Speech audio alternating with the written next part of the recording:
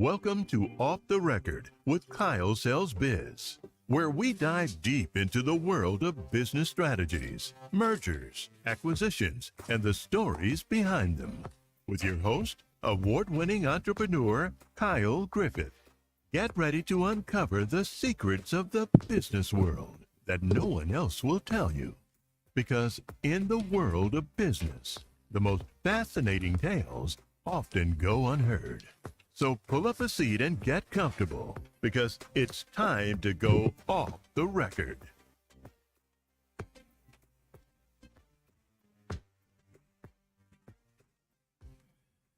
Good morning. Good morning. Welcome again to another episode of Off the Record with KyleSellsBiz. I'm super excited for today's session, and I just want to take a quick welcome to everyone that's viewing us live, and for those of you that are watching us via recording, we are streaming live on Facebook.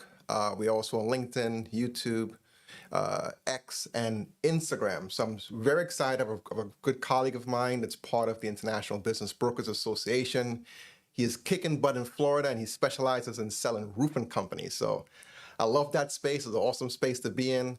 So I want to learn, how he's doing it. We're going to talk about trends, what's happening in the industry. And you are on this session here, you're on this podcast, if you're either in the construction or in the roofing business, or you're a professional, an M&A professional, or entrepreneur. You also learn all about the ins and outs of selling your business. We're going to get into that today.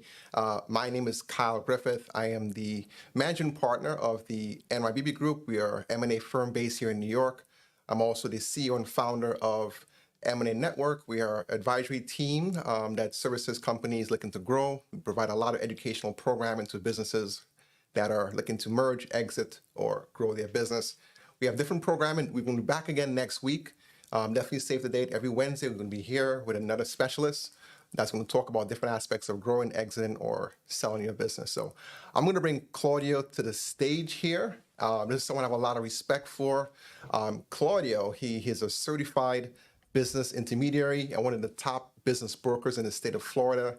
Over 20 years of experience as an international executive for Fortune 500 companies. As an entrepreneur, Claudio specializes in roofing industry. His expertise and no-nonsense approach have earned him numerous awards and recognition in the business brokerage field. It's an honor, my friend, to have you in our programming. For those of you that are joining us live, we will have a Q&A session. Be sure to enter your questions in the comments, and we will get to it. As you know, this is a fluid conversation. Just think of it, we had a fireside chat, we were drinking a beer, hanging out, and this is a rare opportunity to get inside tips from an expert in the roofing space. So, Claudio, welcome to the Off the Record with KyleSellsBiz podcast, my friend. Hi, Kyle. How you doing? It's great to be here with you. I'm so happy that you invited me to talk with you and the audience about this fascinating world of roofing business sales. Yep, I'm up for a beer, but it's 9 o'clock in the morning, so I guess I'll have a coffee. But I got my coffee here, so we would drink coffee today. Yeah, same here. I've been drinking coffee since like 5 in the morning because I woke up really early today. I wanted to make sure I had everything ready for you, and I don't disappoint your audience. Looking forward to it. Great. I hear a little bit of an echo. I don't know if you do hear that. Okay. I don't hear it on my end, but yeah, I hear it when I speak. I hear myself back. You hear yourself. So it could be you're sounding good on my end. Could be. Okay, well, yeah. Maybe it's just me. I hope it is. Okay. Are you hearing yourself through your speakers and your headset? I only hear it in my speakers. I'm sorry, in my headset. Okay, and you still hear an echo? Yep. When you speak, I don't hear anything, but when I speak, I hear myself back. Okay, let's try this now. Let's see if this is better. Let me see. Oh, that's perfect. Okay. Nope, it's not. Oh, it's not? Okay.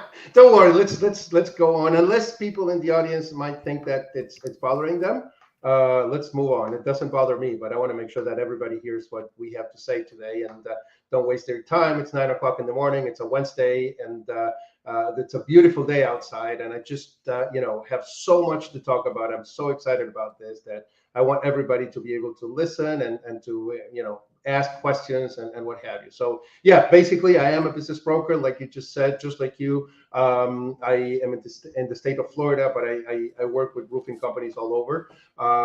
And I just started focusing on this industry just a few months ago, actually, to start last year, basically. Now I can hear myself a lot. Okay. I made a quick change on the fly, so you're good to go. Okay. No. It's the worst. It's worse now. Yes. I'm Interesting. not sure. Maybe it's because your microphone is next to your speakers. No, I turn my speakers off and yeah. Try now. Okay. Yeah, still hear myself. Okay, hold on. Can we ask a question to the audience if they're listening, if they can hear me twice? Yeah, just put a note in the chat if there's an echo when Claudio speaks, that we wouldn't figure out if it's on my end or his end or the technology. Yeah, because again, if it's just me, I can deal with it. But okay. I'm just making some changes on my end here. Okay. So one person said there's no echo. okay, if it's no echo, let's move. So yeah, like I was saying, I'm a business broker for many years. I was a corporate employee. I worked for J&J for 20-some years of my life, and I decided to move into the entrepreneurial space when I turned 50. I said, this is enough for me. Too much, you know, too much things I don't like about corporate world. So I want to be in the smaller business area, the entrepreneurial area. I want to make my own decisions. I want to help people that actually made their own decisions and invested in their businesses, exit, and people who want to come into the industry, enter. So the best thing to do that is to be a business broker. And I started doing that a few years ago, and I just love it. Working now with the roofing industry. I chose the roofing industry because I really wanted to focus in one industry. And after looking at different types of industry within the construction, manufacturing, distribution, I ended up focusing in this specific industry. And it's always great to specialize, right? So you hone your skills in, and you get an understanding for that particular industry, and you provide a different level of service, right, to your clients. I can speak about their business much more knowledgeably. How is the echo now? Are you asking me? Yeah. Yeah, I still hear it. You still hear it? It's interesting. Okay. All right. Let's bear me for 1 second, guys. Okay.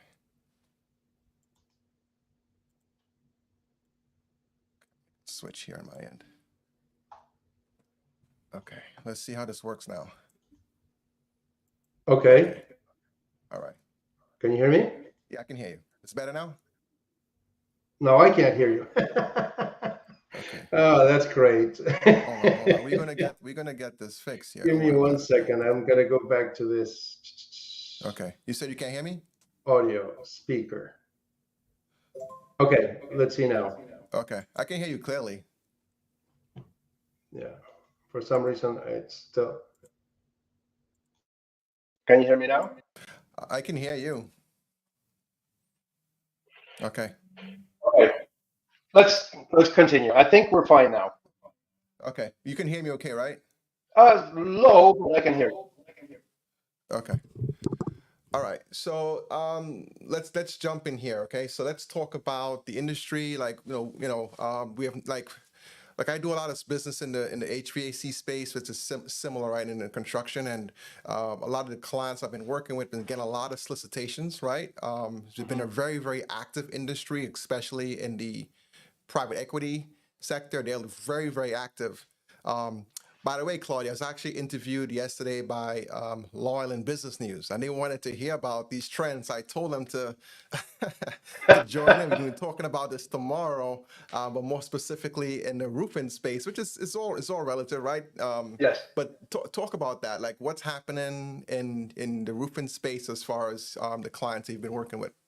Great. Well, so the roofing space is what HVAC used to be a few years ago when they started getting all these private equities coming into the business. It's of course blue collar business that has a lot of staying power. It doesn't matter, this type of work is going to continue no matter what happens with the economy. You really need to change your roof every so often.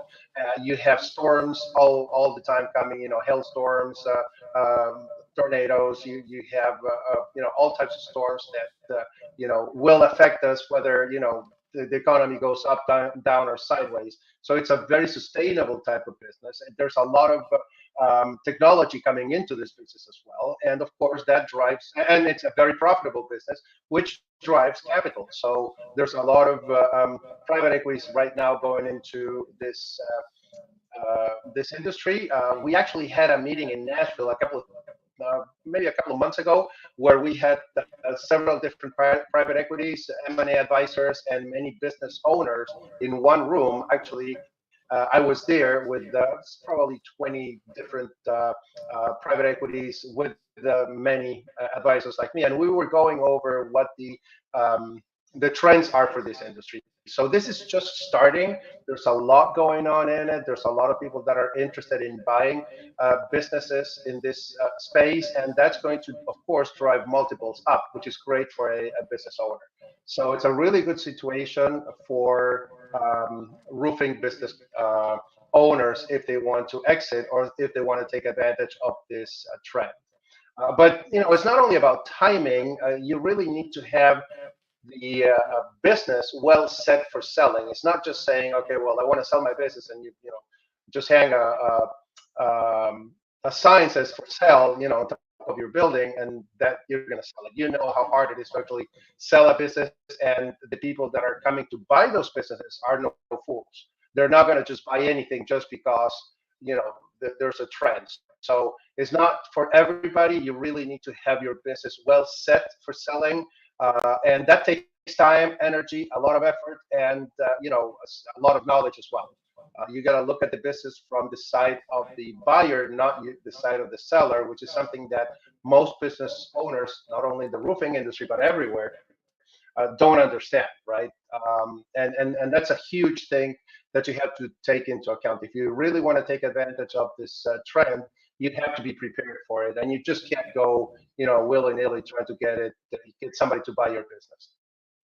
So what do you say to business owners, Claudia, especially those in construction and roofing related? They're looking for a profitable or valuable exit. Like, what's the reason why there is so much interest in their space, and how can these business owners get prepared so they can maximize their exit when they're ready to sell their roofing company?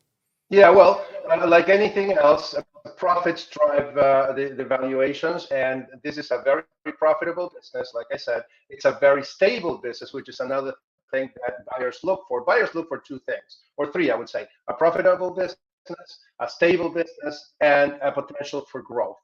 In the roofing industry, you have all three of them. There's about 100,000 roofing companies right now in the U.S.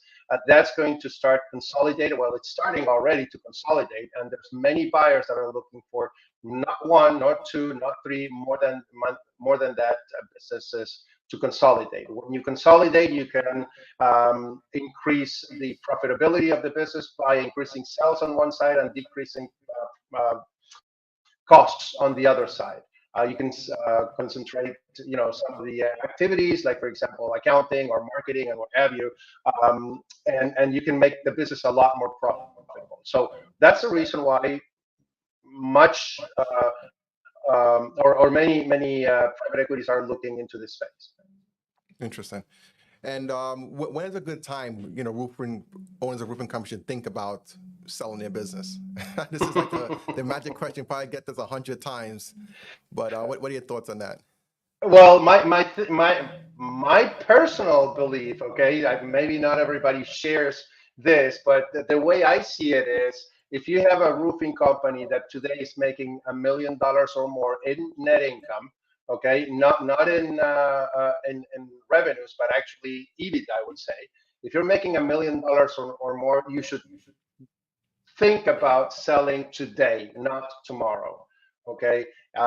Don't think that next year you're going to make 2 million or 3 million, because you really don't know what's going to happen in the future. You don't really know what's happening today. And today you have a very valuable company that people are really interested in buying, and you can have a really profitable exit that could bring even more money to you by selling the business and by keeping it. So if you have a business that makes more than $1 million, here's what happens. Um, if you look at what the time looks like, you have the present, the past, and the future. You know the present, you know the past, you don't know the future. Today, you know that you are making $1 million. In the future, you have no idea how much you're going to make. Unfortunately, and you and I had probably hundreds of examples of this. People that say, "Oh, I'm making too much money. I don't want to sell." And Right. then 2 years later, they call you and say, "I got to sell because I'm going broke. Something happened in the market." You have no idea what's going to happen in the market, and all your or most of your wealth is actually depending on one single variable, and it's called EBITDA. So if all of your wealth or most of your wealth is depending on that variable, and you're gambling with that variable, thinking what's going to happen in the future, you could lose a lot of money. Could you make more money because you're waiting? Yes, you could, but you're never going to make as much money as somebody that has very deep pockets and is going to invest in your business and make it grow and bring a lot of professionalism to it. So the time to sell if you're making more than $1 million is today. And the reason why I'm saying more than $1 million is because that's when your business starts getting into the radar screen of the private equities. If you're $2 million today, great, but don't wait to get to the $2 million, because there's so much risk in a business. And I have had businesses in the past. I know what risk looks like, and basically, you typically don't know what your risk is until you face the problem, right? So if you're over $1 million, I would definitely tell you it's time to sell. Don't think that you can make it grow more. Sell it. And if you're less than $1 million, you should be getting ready to sell. And getting ready to sell your business has a lot of work in it, but it helps you in two ways. Number one, it helps you, if you need to sell it, it helps you to be ready for it. But also, it's a good business practice. Getting ready to sell your business means getting your business in tip-top shape. So, it makes no sense to wait either to prepare your business to sell or to actually sell it if you're over $1 million. And too, that more than 50% of the businesses that are being sold at this time were not planned to be sold. So the owner didn't plan to sell the business, and something happened to him that he has to sell it. So if something happens to you and you're not ready, you're never going to get out of the business as much money as you could if you were ready. So there's no reason why not to get ready to sell a business, and there's no reason why not to sell a business if you're over $1 million. That's the way I see it. Yeah, Claudio, I love your explanation there. Interesting. I want to put you in a spot here for a little bit.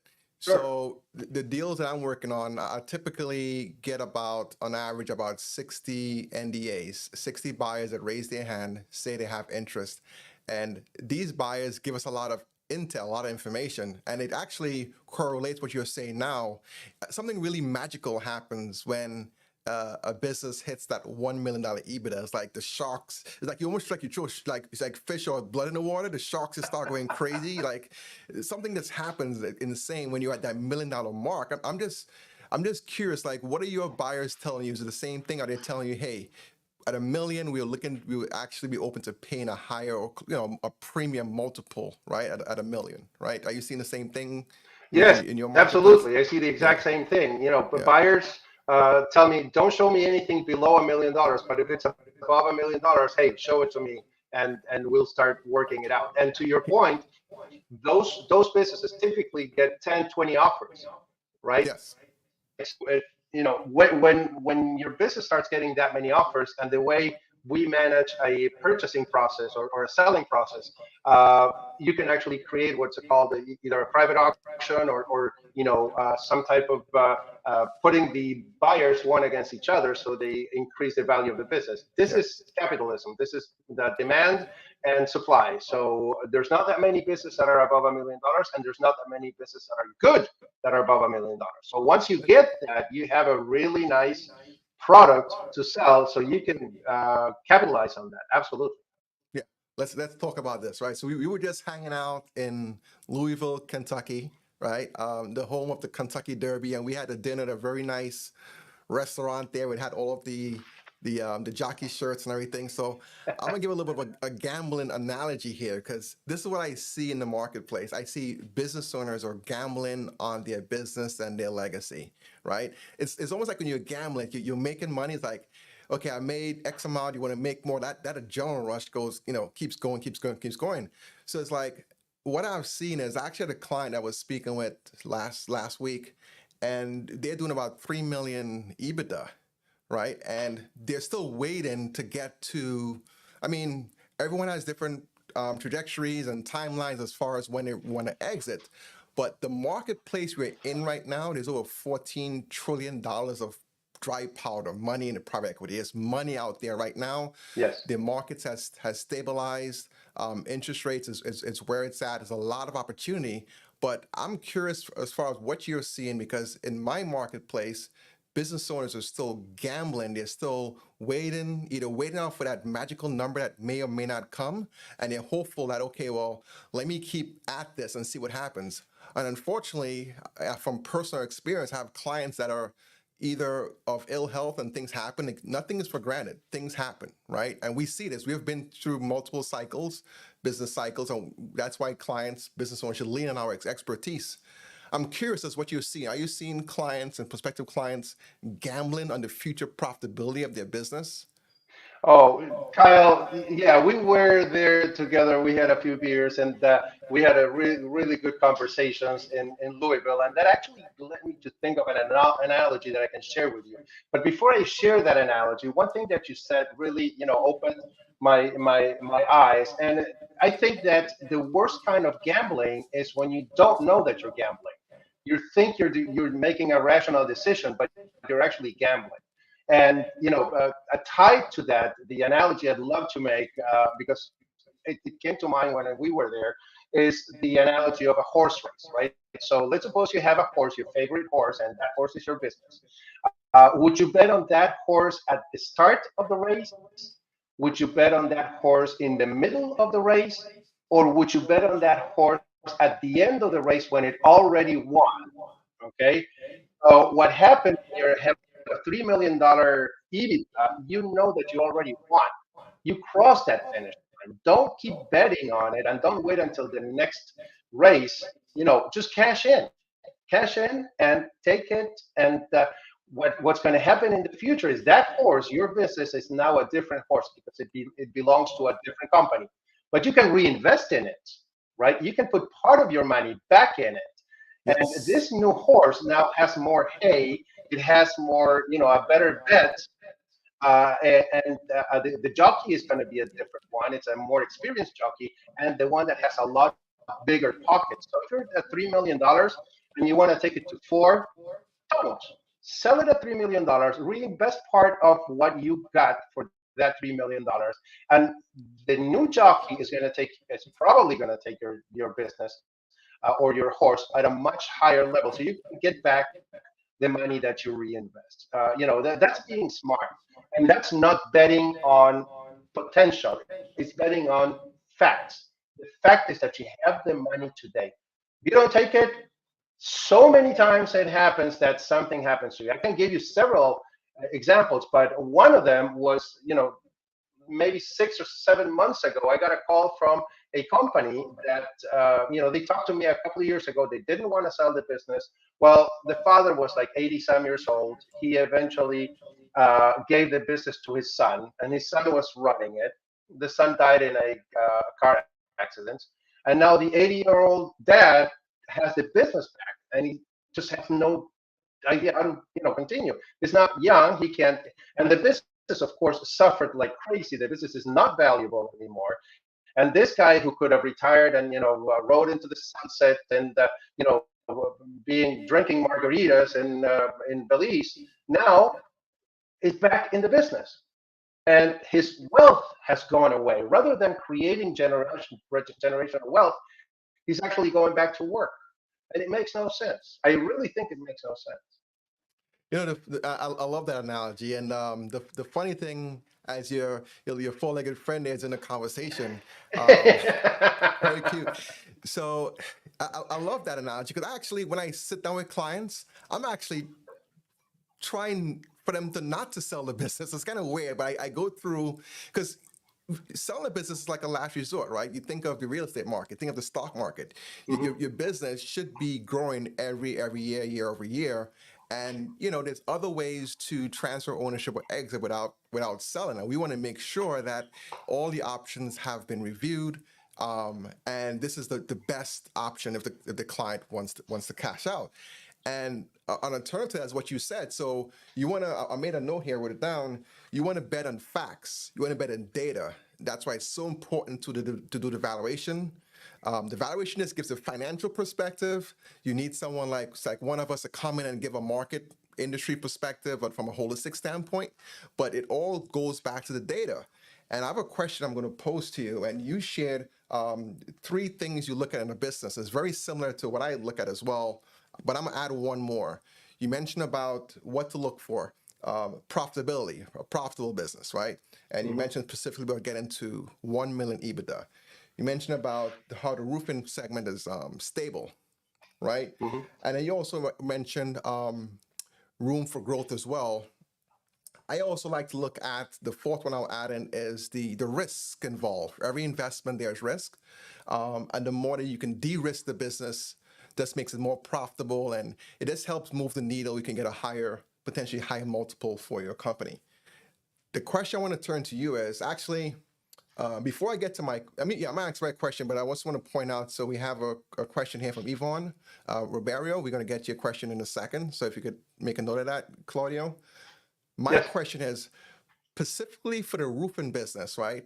What differentiates that sector from other markets, and what those businesses should look at to make their business more profitable, specifically in the roofing sector? Because a lot of these philosophies and strategies apply to business in general. But what are something for someone that's in the construction or roofing or the trade specifically? What can they do to contribute to the value of their company? To improve. Great. Okay. So there's things that are very similar or very compatible with any other industry, which is having a very, very good record keeping. I mean, record keeping is extremely important, not only for roofing, for everybody else, but in the case of roofing, at least in my experience, not many companies are really keeping the records right. I mean, they're having cash accounting when you should be having accrual accounting to begin with, and that's a big issue when private equities are coming into the market. You look at their financials, and one of the things that I do is I actually ask them for their general ledger. I don't just look at their tax returns and the P&L. I dive deep into the general ledger to understand all their accounts and how they're spending their money and so forth. And most of the time it's a mess. I gotta be honest, it's a mess, and you gotta untangle lots of stuff. So number one, that's common for everybody, is making sure that you have your finances really well in order. Because the people that are going to come in with a very big magnifying glass and say, hey, you know what, show me, what did you do 5 years ago or 3 years ago, that you spent $10 in Starbucks. What does that mean? You go all the way down there. So you got to make sure that you have that. The other thing that you have to make sure is that you have good standard operating procedures. I mean, especially in roofing, you got to be very careful with all the safety, right? And make sure that you have your safety training for your people and everything. Because when you're selling a business, you're not only selling profits or the cash flow, you're selling the people that are working in your office or in your business. So they have to be very well trained. They have to know what they're doing, and they have to know what they're doing. Besides you, I mean, you should be the driver of the business. Somebody else should be. So you have to have a strong management team. So all that is kind of like very common for every business. It's a little bit more evident, in at least the way I've seen it in the record keeping part for roofing. But then there's other things that in the roofing industry you have to have. Most roofing businesses that I know that I've seen are very how can I put it, old-fashioned, or they're not up to 2024 standards. So what I mean with that technology, there's a lot of manual thing going on, manual um, um, how do you call it? Manual oh God, manual accounting, manual Like prospecting. You don't know invoicing, exactly. proposals, inventory, all of that is Exactly. Everything is done yeah, manually when we have yeah. great things to do. Then, when you look at, for example, you could use drones or you can use um, uh, satellite technology to do measurements on roofs or to find um, problems on roofs, and people are not doing that. They're still going up on the roof and what have you. I've seen even a robot that's starting to come out and to do roofing. And the more technology you have, the more valuable your company is. But unfortunately, most people are still doing a lot of manual work. Okay, so the proposal. I was thinking of that word, proposal, manual Yeah. proposals, right? Yes. When you have great CRMs that can help you do, oh, CRMs, that's the other thing. Keeping all your records in manually and not following up how your sales reps are doing the sales. Well, that actually, it's something that deters a company from saying, oh, I want to buy this company. So if you want to sell your company and sell it for the highest multiple value in the roofing industry, you have to be up to today's standards, right? You can sell a company that is, from the 1980s, and they still, do everything manual or do forms by manual. They don't, I don't know, they don't have all the technology. But if you actually bring it up to today, not only you're going to make more money, but you're also going to be able to sell your company for a higher amount. I love it. I'm going to chime in on that and take a quick break. So you guys are tuning into Off the Record with Kyle Sells Biz. I have my good friend and colleague, Claudio Vilas, originally from Argentina. So Yes. any Messi fans? um, I big football fan here myself. But we talk about maximizing your roofing business value, and we have some awesome tips, man. I can't keep with all the tips you're sharing. So hopefully everyone is taking notes. Be sure to put your questions in the comments. We're going to get to them, Yvonne. I promise that we're going to get to your question. And anyone else that has any questions, and I'm I'm appreciating talking all too the much comments and. because even if I don't have a beer, I'm talking. So. Hey, I mean, it's all about education, right? It's Yes. sharing the knowledge and just giving back in any way we can, and that's one of the reasons why I do this. So, hey, I work with everyone. I work with brokers across the country and in Florida as well. And Claudio, he's one of the top guys in the space. So, I wanted to bring him on so you can share his knowledge. So, I was going to ask him a question. Well, I don't want to keep Yvonne hanging here. I don't want to keep her on a cliffhanger. So we definitely want to get to her question. And Winnie, I love your comments in there as well. It does make sense to sell if the owner does not have a solid growth system in place. It's kind of interesting too, because in the work that we do, it's like we have to figure out the angle. I don't know if you do a SWOT analysis as part of your presentations, but it's interesting how the weaknesses can turn into opportunities, right, for a buyer. You could figure out how to twist it. So you Yes. spoke a lot about doing manual work. You spoke about not having good processes in place. You spoke about not having good bookkeeping, doing manual proposal, bids, and all that. So on the onset, that may seem that, your business is not valuable because you don't have all these things in place. But a company can come in like, wow, you actually are missing the mark here. You're not measuring your performance. You're probably ordering too much materials. or maybe too little materials. You're not hitting the mark as far as ordering the material at a time where there's like lower price points so you can save on prices. You may have some labor issues. You talked about being able to track, have all the safety trainings in place. So all of those key things. I do want to get to Yvonne's question. So she has here, does it become more challenging to sell if the revenue gets above a certain amount? In other words, what's the sweet spot? Great question. And the answer is actually the more, the bigger the EBITDA, the more the business makes, the easier it is to sell. It's you're going to be dealing with bigger sharks, to your analogy before, because they're going to be bigger, investors. But it's very hard to sell a business that doesn't make that much money. It's a lot easier to sell a business that makes more. The sweet spot, like I said before, I think the threshold is the $1 million, and from that on, you're good. Now, if your company makes $10 million, there's two things that are going to happen. First of all, you're going to have more investors that are looking for that, because there's billions of dollars in the market looking for these companies. So $10 million in EBITDA is not a huge thing. It's important. It's big for most of us. It's a lot of money, but for the investors are not, and it's not. So there's no sweet spot there. There's a threshold. Now, if you're below that $1 million, I would definitely say, try not to sell the company. Try to get to that point, because if you get to that point, you're going to get a bigger multiple. Now, if you go above $10 million in EBITDA, then your multiple is going to be higher. You know that there's, it's not a one-on-one relationship. It's not only a multiple of 3, 4, 5. The multiples grow as the EBITDA grows. So your company valuation grows exponentially as you keep growing with your EBITDA.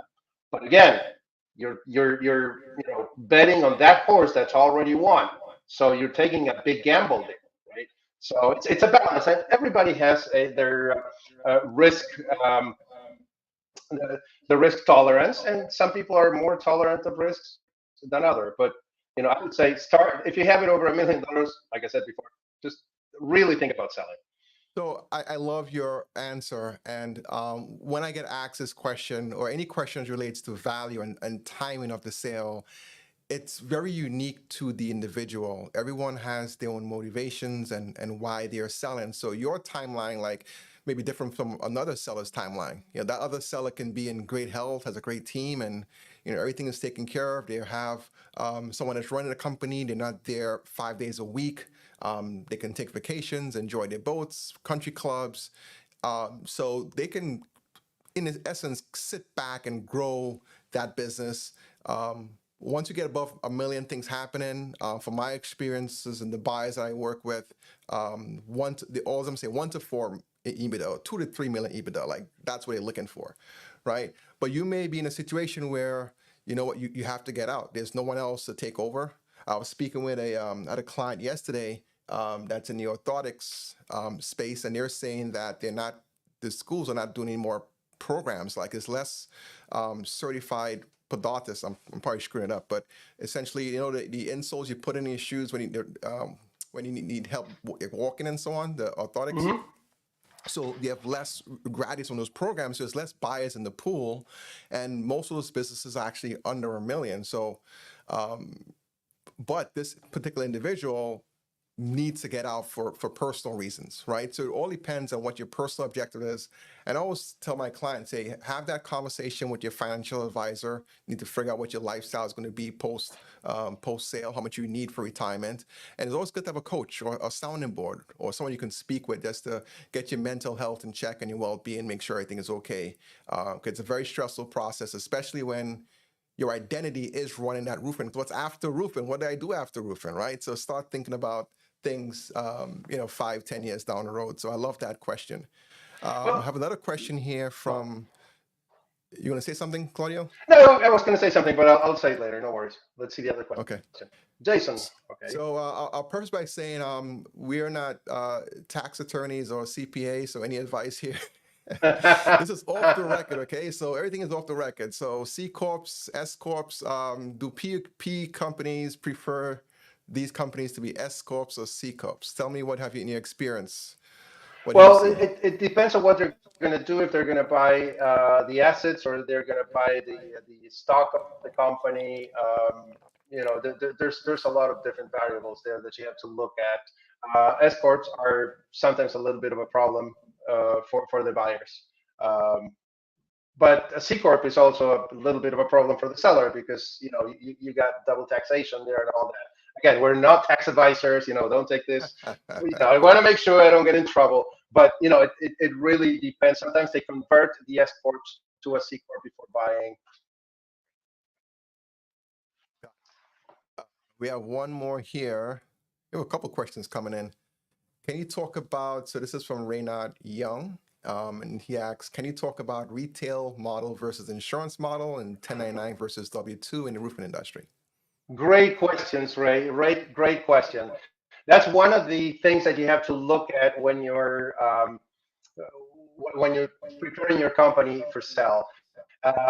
And we talked about multiples. It's not the same multiple when you're looking at a retail model versus an insurance model, or when you're looking at new construction versus re-roofing.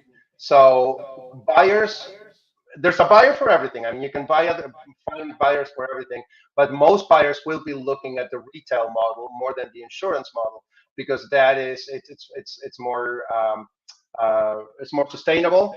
It's what's going to happen in the future. Insurance is, there's a lot of things going on with insurance. So most buyers will ask more retail than insurance.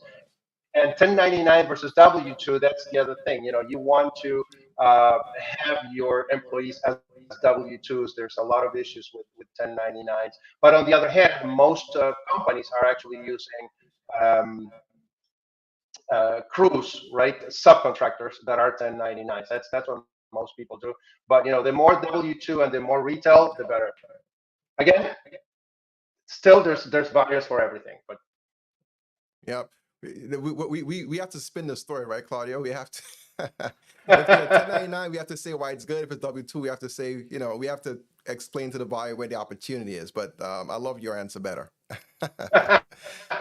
So we have a question here from Winnie Benjamin, and she asks, would it be a good idea to borrow money to upgrade operations and hire quality leaders that can develop teams for proficiencies so that they can sell for top dollar?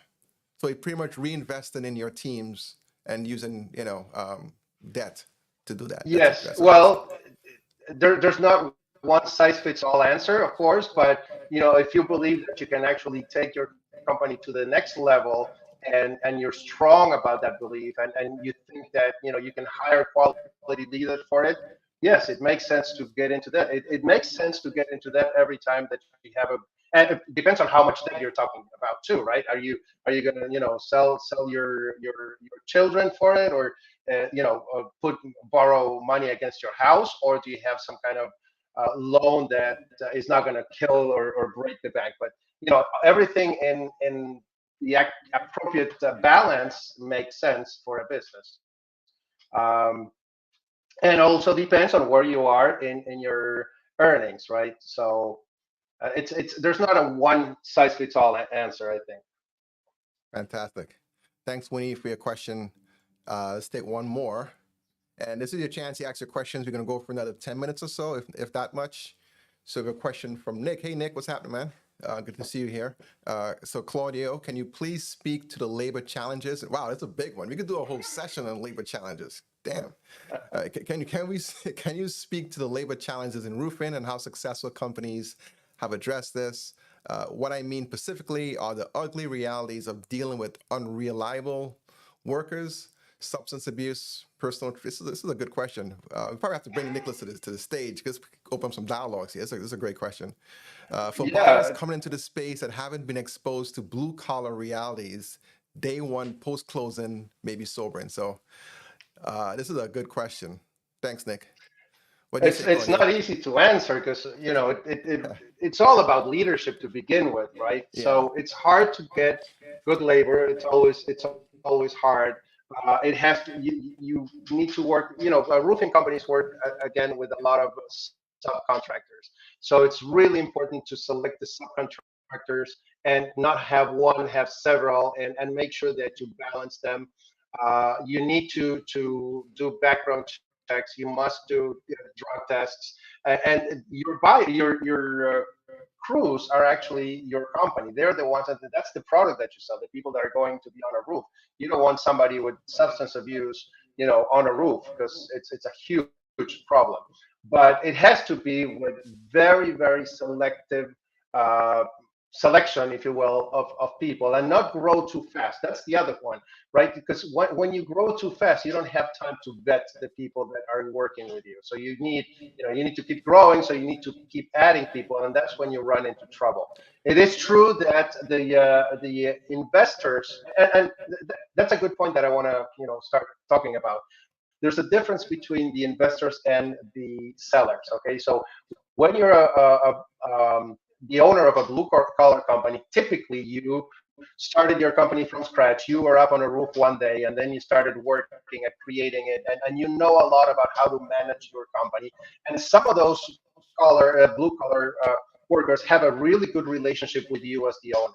Now, when somebody comes and buys your business, they're not typically in the blue collar industry, so they're investors, from other places of the U.S. and they're coming in. So there's a big culture clash there.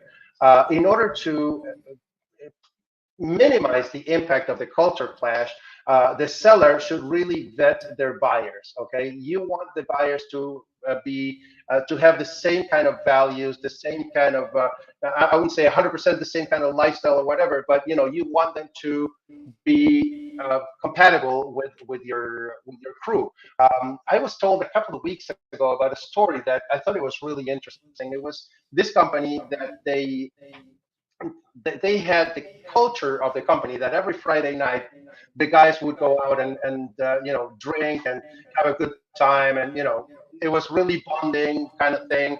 And they were bought by a company from that they were Mormons, and they don't drink, and they have a much different set of values, and the purchase didn't go well because they bought it, and then just immediately or almost immediately people starting running away from the company because neither one wanted to be there.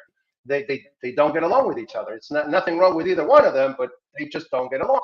So the culture clash is a huge thing that you have to think of, not only because it's hard to work with with reliable workers, and again the way to minimize that is not to grow too fast and to make sure that you create the relationships with them. I mean, leadership has so much to do with what the culture of the company is. The company is going to follow the leader's culture, whether by design or by chance, because the leaders, that's what they do. They lead, so they bring whatever. And you can have good leaders or bad leaders, but at the end of the day, the company is going to look like or be very similar to the owners. And if the owners have a strict set of values that they abide by and that they communicate to the company, then the company eventually is going to work that way. Now, there's different cultures. It doesn't mean that one or the other could be bad or good, but when you have culture clashes, that's one of the main reasons why deals fall through. That's why, as part of the buyer due diligence, which is something that we haven't talked yet, well, we haven't talked about many things, but the buyers should do a due diligence on the seller. It's always the seller coming in and the buyer like, oh, okay, I got to answer all these questions. I'm sorry, blah, blah, blah. And they get millions of questions asked, and they get defensive on that. And we can talk about that for a long time. But, the buyer also should, stand and say, okay, wait. You're asking me all these questions. Let me ask you some questions. So what are your values? How do you manage the companies that you buy? What is the success rate of the purchases that you've done? How are people being promoted or taken care of in your new company? So it's a balance. I don't know if I answered perfectly the question, but I tried to answer the best. You did a good job, Claudia. I did have one quick question for you as it relates to the labor challenges. The clients you're working with, are they going through an agency to hire their talent, or are they doing it themselves? You mentioned about they don't have the time. Are they using an agency or they pull in from a labor pool? The people that I The work with, sellers. A little bit of both. A little bit of both. Some of them use agencies. Some of them hire all their family, and the whole company is, my cousin, my Yeah, brother, my son, my daughter, and whatever. So everybody's leaving, right, at the same it's a time. family business sometimes, and sometimes it's not. But I was going to say one more thing. Okay, I'll remember No, probably go when ahead. we hang up, No, go ahead. because I don't remember. I was going to say one more thing, but then I forgot. Oh, you forgot. Okay, we'll come back to you. So, Jason, we may have to rephrase this question. I may help you rephrase it, but essentially, he's asking: do a lot of your listings end up purchasing another business within a few years, or do they usually exit? So, I'm assuming what he means is, after you have sold it, do they go out and acquire another company, or do they, maybe you want to rephrase? Like, I'm not already clear what you're asking, Jason. Do you get that, Claudio? Yeah, it's kind of difficult, but I will try to answer. I had one seller that he sold the company, and a month later was already in a completely different business. So he Yeah. bought a completely different business. But there's one thing that you need to be, make sure before you sell the company is that you know what you're going to do, right? This guy, the one I'm talking about, knew what he wanted to do. He was selling the company because he wanted to buy another business, and he sold it so he could sell it, so he could buy it. But most people, unfortunately, don't have a good exit plan, and they don't know what they're going to do when they sell the company. So imagine that, you have a, I don't know, maybe a 3 million EBITDA company, you sell it for $10 million, uh, and then all of a sudden you have $10 million in the bank and you haven't planned for it. So how are you going to manage that money, right? And you need people that will manage that money, and you need to talk to them way before you sell the company, because now you got some money, and inflation is it's pretty high. You're losing money every single day, and you don't know what to do with it. And when you don't know what to do with money, you're typically going to lose it. So try not to lose it, and have a good plan for the money once you sell the business. Hey, Jason, And guess work what? with tax attorneys or tax accountants, because that's the other thing. 20, 30% of that money, or even more, 40% can't be going to the government. And, it's a lot of very, very hard earned money. You want to protect it as much as you can legally, of course. So you need to Yeah. know who to talk to for that. Wealth of knowledge here. Jason, some sellers actually become business brokers. They do. So my partner became he sold his companies, became a broker, and one of my clients, we had sold a mobility company. He was actually at the conference, evaluating becoming a broker. So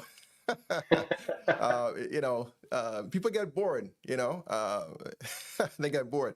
Let's do one more, and then I have two questions for you, Claudia. We can wrap things up. So thanks, Jason, for your question. So Harry's asking, are there any business brokers that specialize in distressed business sales? This is not related to the topic, but I guess we can give it a shot. Looking for struggling businesses that can be bought for low prices and are only valuable because of their licensing. My dog is asking me to walk him out, so let me get him out.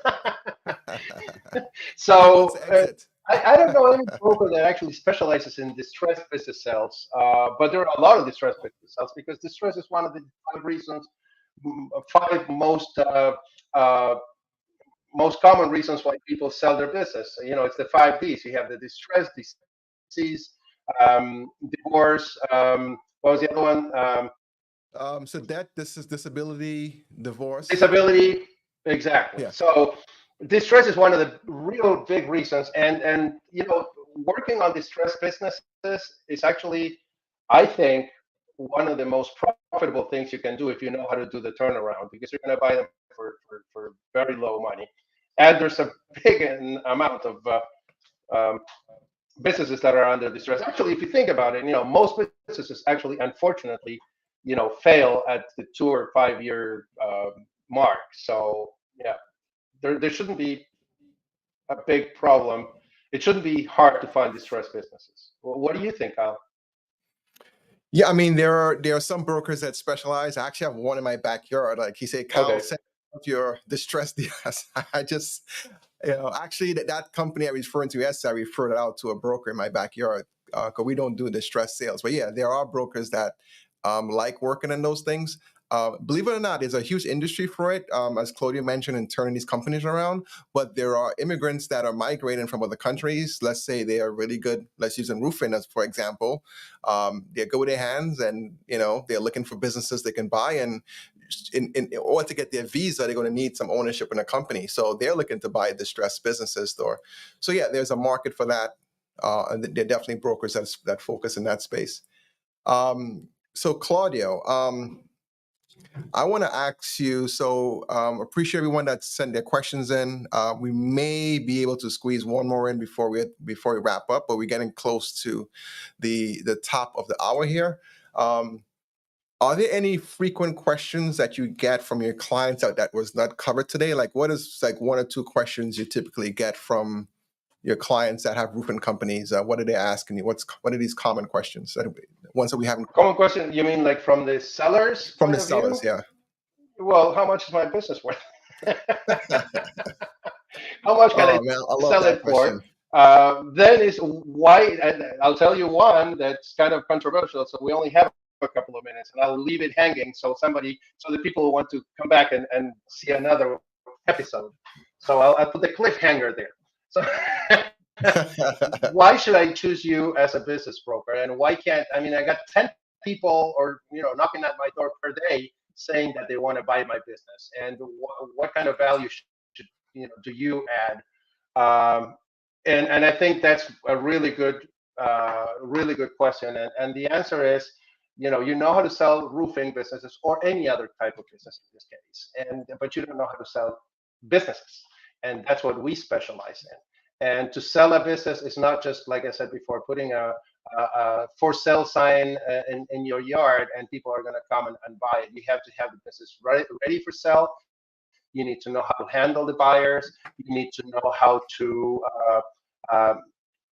manage the whole process, how to prepare for a QOV, how to prepare for due diligence, how to prepare the whole transition, how to prepare the marketing, how to reach out to those buyers. And it's not just, and how to keep confidentiality, because one of the big things is you don't want everybody to know that you're selling the businesses.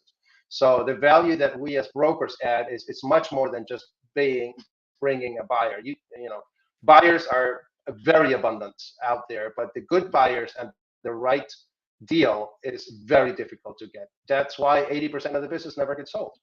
So it's funny. I love to use the baseball analogies that finding a buyer just it's getting to first base. Exactly. You gotta bring it home, and where Claudia and I make our money is getting from third base to home. That final stage of negotiation and due diligence.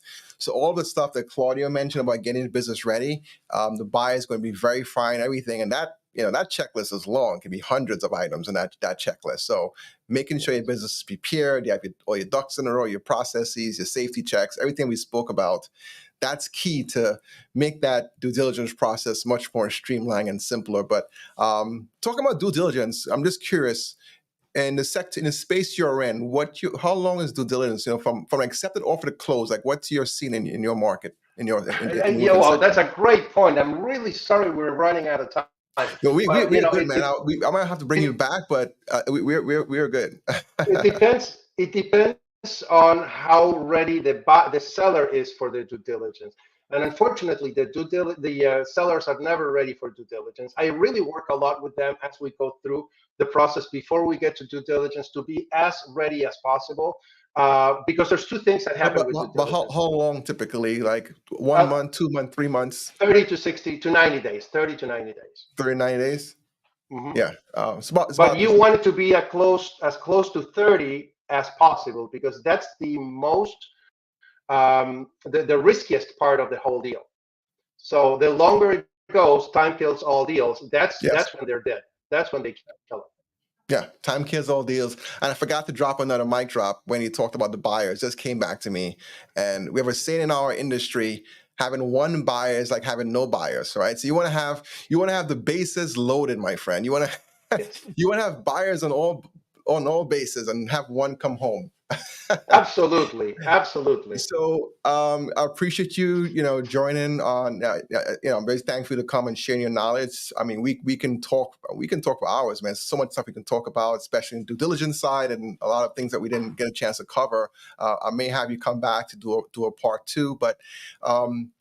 Any final thoughts? And if maybe we could probably share how folks get a hold of you. I did put your information in the chat where folks can reach you. But for those that are listening via just the audio, maybe you can give some final thoughts and how can sellers and buyers get a hold of you. If you put my information there, give me a call, give me an email. I'd love to come chat with anybody that's interested in the roofing industry and selling their business, or anybody that wants to have a conversation. I'm lonely. I need people to talk to. So I like that. Just call me. Please call me. What's your number, website? How can folks reach you? My number is 954-774-4141. My email is claudio.vilas@sunbeltnetwork.com. And I'm putting a website together that's called theroofingbizbroker.com. BizBroker, sorry, the roofingbizbroker.com. And that's where I'm going to put a lot of information about the roofing industry. I'm just getting started, but there's going to be not only information about businesses for sell and to buy, but a lot of resources for business owners in general, including several what I call strategic partners that I'm working with, that are people that can help your business grow so you can sell it for a lot more money than what you can sell it today, and I can make a better commission. Fantastic. Hey, Claudio, it's a pleasure having you. I'm looking forward to reconnecting. We share so much in common as far as our passions and giving back. And we talked about sharing our knowledge in the schools, and which you and I have done and looking to continue on doing. So I just love working with top-notch brokers like yourself and find ways that we can collaborate. So thank you for being part of this podcast, and appreciate everyone that joined in, either live or if you're watching this recording, and tune in with your comments. So if you have any more questions or comments for Claudio or myself, be sure to reach out to us. We're going to be back here again next Wednesday. It's actually going to be, the start time is going to be 10 o'clock, not 9. I do have a client.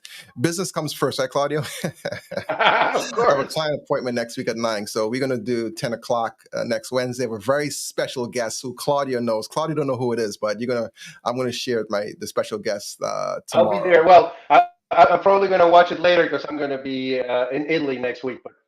Oh, fantastic. Well, enjoy your time in Italy, and thank you, Claudio. I appreciate everyone that's coming out, and see you next week on Off the Record with KyleSellsBiz. Thank you very much.